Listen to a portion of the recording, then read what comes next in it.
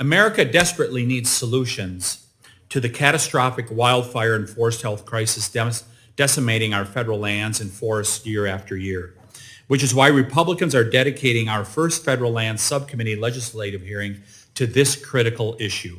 As I outlined in our inaugural hearing earlier this month, the Republican majority is keeping our commitment to America by moving 4 forestry bills that would cut red tape, put an end to frivolous litigation, address the Biden border crisis by cutting off illegal marijuana cultivation by cartels on our federal lands, and bringing greater transparency to government.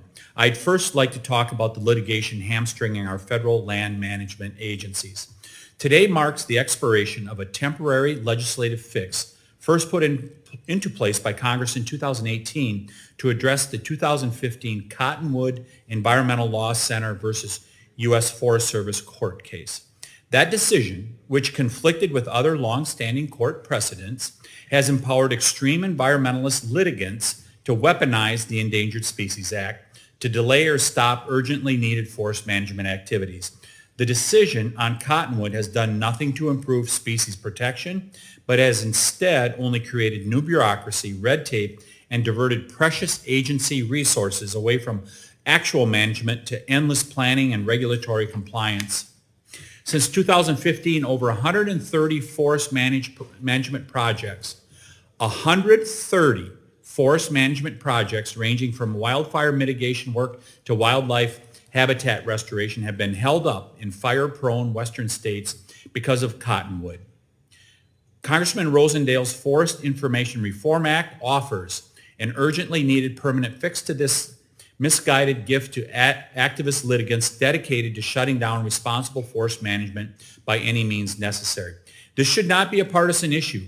Both the Obama and Trump administrations supported overturning the Cottonwood decision, and the Senate Energy and Natural Resources Committee reported similar legislation last year by a bipartisan vote 16-4. That's why it's unfortunate that instead of taking the threat of litigation to forest health seriously, my colleagues on the other side of the aisle have invited a serial litigant to testify here today.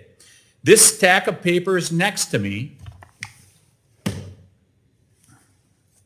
are documents from the nearly 60 active and pending lawsuits this witness disclosed ahead of this hearing. Needless to say, we have very different ideas of what it means to support our forest products industry. But far-left environmentalists aren't content with just weaponizing federal laws to stop active forest management projects.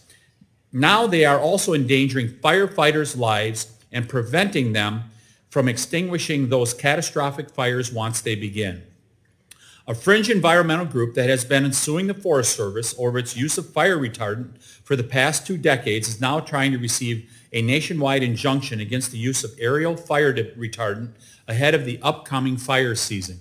Congressman LaMalfa's bipartisan Forest Protection and Wildland Firefighter Safety Act will ensure our land managers are able to continue to use fire retardant to save lives, protect communities, and contain wildfires.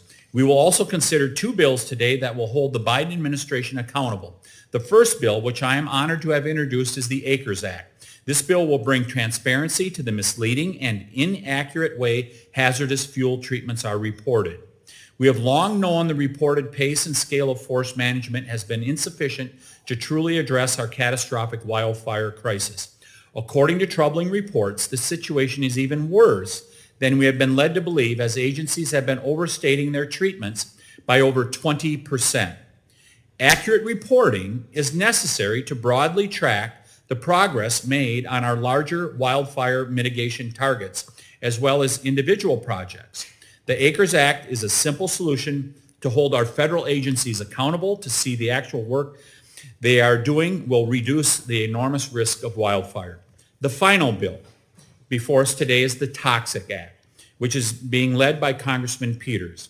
This is a bipartisan effort that seeks to address the illegal cannabis sites in federal forests that are causing significant environmental degradation, harm to wildlife, increased crime, and catastrophic wildfires. This is a growing crisis that is being fueled by the Biden administration's open border policies. The Mexican drug cartels operating these sites are causing enormous damage. At one site alone, cleanup crews donning hazmat suits remove 3,000 pounds of waste and trash and over 1,100 pounds of fertilizer and banned pesticides. The chemicals they use are so dangerous, 1 teaspoon could kill a 600-pound black bear. H.R. 1473 would mitigate the environmental damage done by these sites and subject those illegally growing marijuana on federal lands to stricter penalties.